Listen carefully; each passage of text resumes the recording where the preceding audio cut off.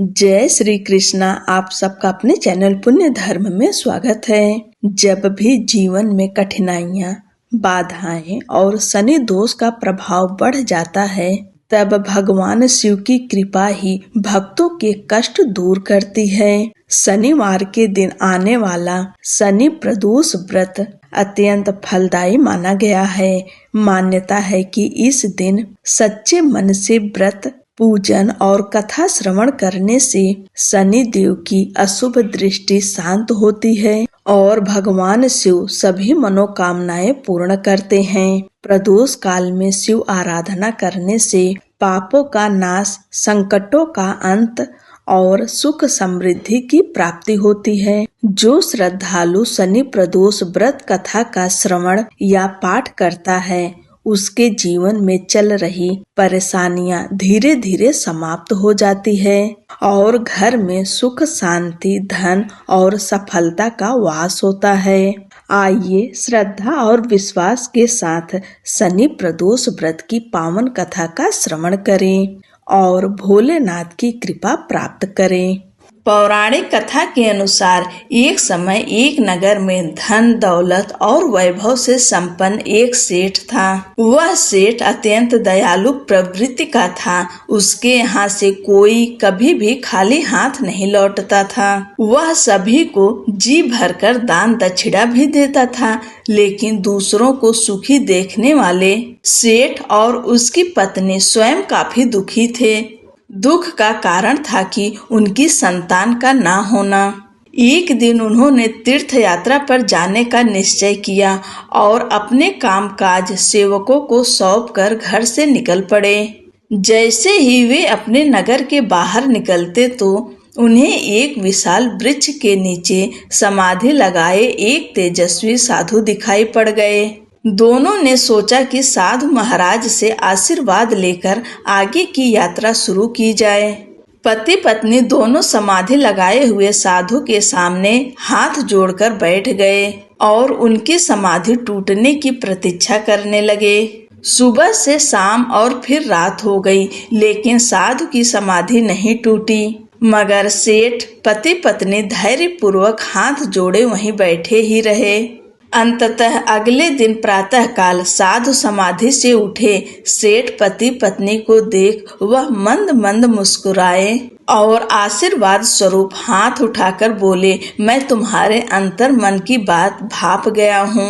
वत्स, मैं तुम्हारे धैर्य और भक्ति भाव से अत्यंत प्रसन्न हूँ। इसके बाद साधु ने सेठ दंपत्ति को संतान प्राप्ति हेतु शनि प्रदोष व्रत करने की पूरी विधि विस्तार से बतलाई। तब तीर्थ यात्रा के उपरांत जब दोनों घर वापस लौटे तो नियम पूर्वक शनि प्रदोष व्रत करने लगे।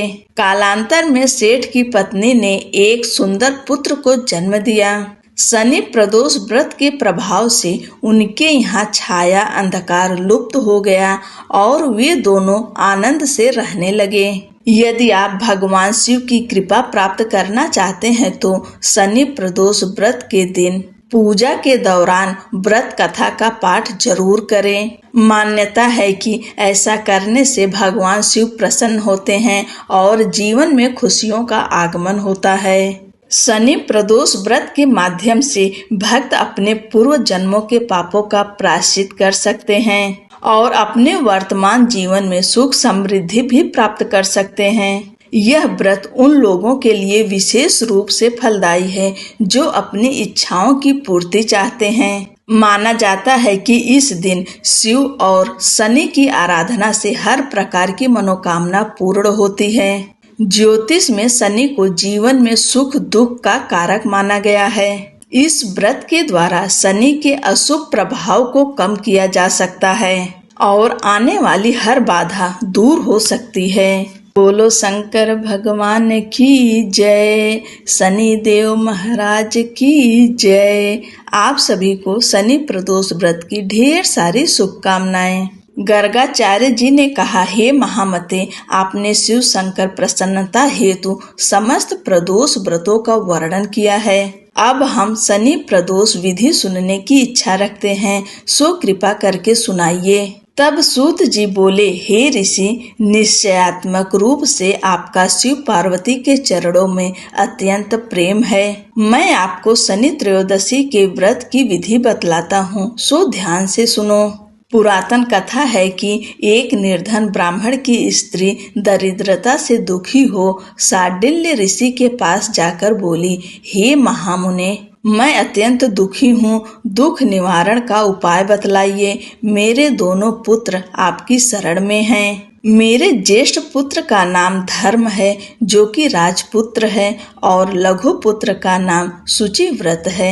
अतः हम दरिद्री हैं, आप ही हमारा उद्धार कर सकते हैं। इतनी बात सुन ऋषि ने शिव प्रदोष व्रत करने के लिए कहा। तीनों प्राणी प्रदोष व्रत करने लगे। कुछ समय पश्चात प्रदोष व्रत आया। तब तीनों ने व्रत का संकल्प लिया। छोटा लड़का, जिसका नाम शुचिव्रत था, एक तालाब पर स्नान करने को गया तो उसे मार्ग में स्वर्ण कलश धन से भरपूर मिला। उसको लेकर वह घर आया। प्रसन्न हो माता से कहा कि माँ, यह धन मार्ग से प्राप्त हुआ है। माता ने धन देखकर शिव महिमा का वर्णन किया। राजपुत्र को अपने पास बुलाकर बोली, देखो पुत्र, यह धन हमें शिव जी की कृपा से प्राप्त हुआ है। अतः प्रसाद के रूप में दोनों पुत्र आधा आधा बांट लो। माता का वचन सुन राजपुत्र ने शिव पार्वती का ध्यान किया और बोला, पूज्य, यह धन आपके पुत्र का ही है, मैं इसका अधिकारी नहीं हूँ। मुझे शंकर भगवान और माता पार्वती जब देंगे तब लूंगा। इतना कहकर वह राजपुत्र शंकर जी की पूजा में लग गया। एक दिन दोनों भाइयों का प्रदेश भ्रमण का विचार हुआ। वहां उन्होंने अनेक गंधर्व कन्याओं को क्रीड़ा करते हुए देखा।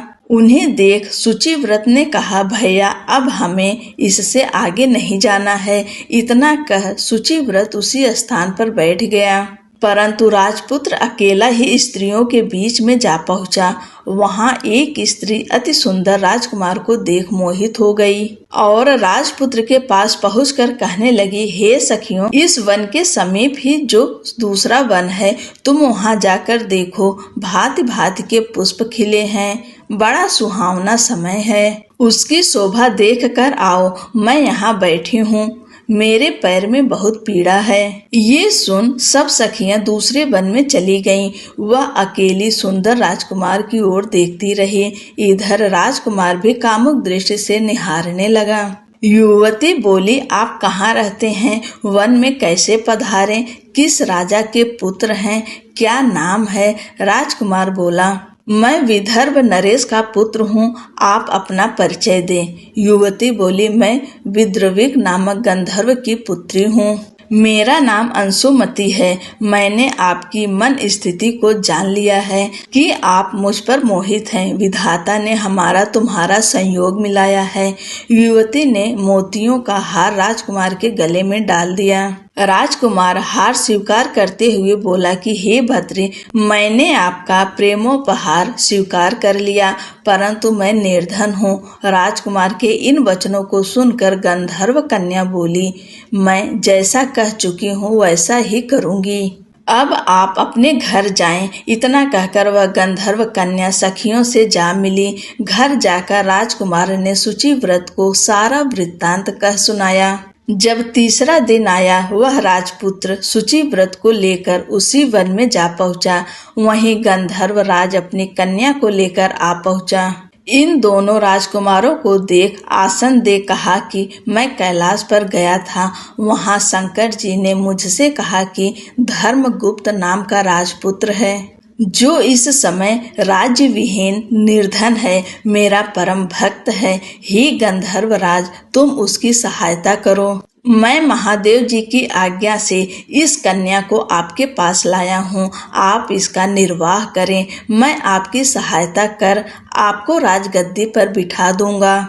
इस प्रकार गंधर्व राज ने कन्या का विधिवत विवाह कर दिया। विशेष धन और सुंदर गंधर्व कन्या को पाकर राजकुमार अति प्रसन्न हुआ। भगवत कृपा से वह समयोपरांत अपने शत्रुओं को दमन करके राज्य का सुख भोगने लगा।